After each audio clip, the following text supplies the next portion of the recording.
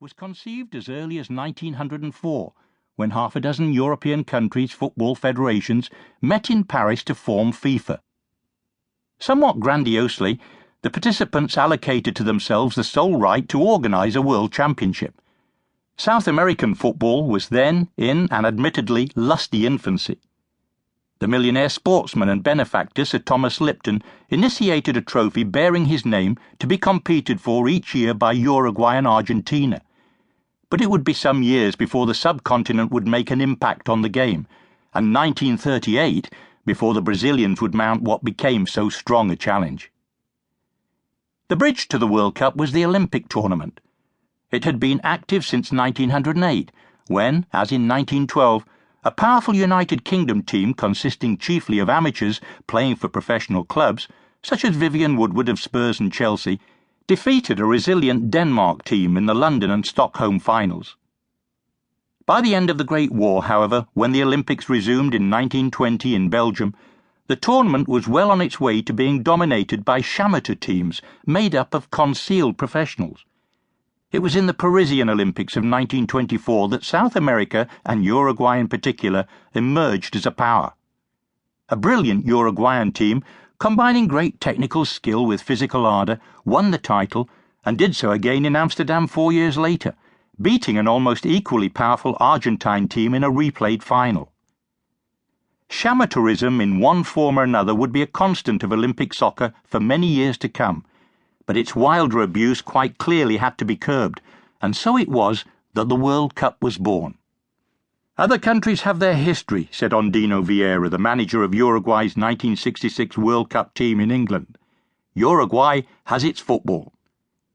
There was no questioning that, least of all if one visited Montevideo as late as the 1960s, when chuckling old men sat round tables in television studios reminiscing about the anniversary of triumphs which had taken place in the 1920s. The French, as so often in sport, were the grand pioneers. Indeed, the World Cup would initially be named after one of their foremost officials, Jules Rimet. But it was his compatriot, Henri Delaunay, who pronounced at FIFA's 1926 Congress 2 years before Uruguay's second Olympic triumph, "Today, international football can no longer be held within the confines of the Olympics, and many countries where professionalism is now recognised and organised cannot any longer be represented there by their best players." Following the 1928 Olympics, FIFA adopted a resolution by Delaunay that the first World Cup be organised. Curiously enough, though 25 countries voted in favour, no fewer than 5 voted against it, including the Scandinavian bloc of Norway, Denmark and Sweden. Yet when it came to choosing the hosts, Sweden were among the 5 bidders.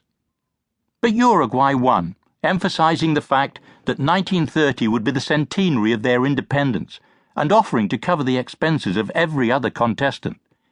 They also promised to build a huge new stadium in central Montevideo to hold between 80,000 and 100,000 spectators, to be called the Centenary Stadium. It wasn't finished in time, but then nor 20 years later would the Maracanã Stadium be in Rio. 1930. Uruguay.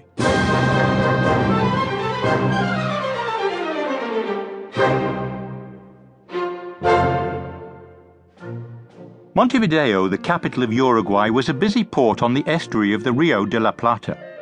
On the other side of the river was the Argentinian capital, Buenos Aires. There were fewer places in the world where football was regarded with greater intensity. Passions would inevitably run high. So the Uruguayans could not really understand why many of the major European nations decided not to travel to South America. The problem was that with air travel still in its infancy, it took 3 weeks to sail from Europe to South America, and Italy, Spain, Austria, Hungary, Czechoslovakia, Germany and Switzerland decided to stay at home.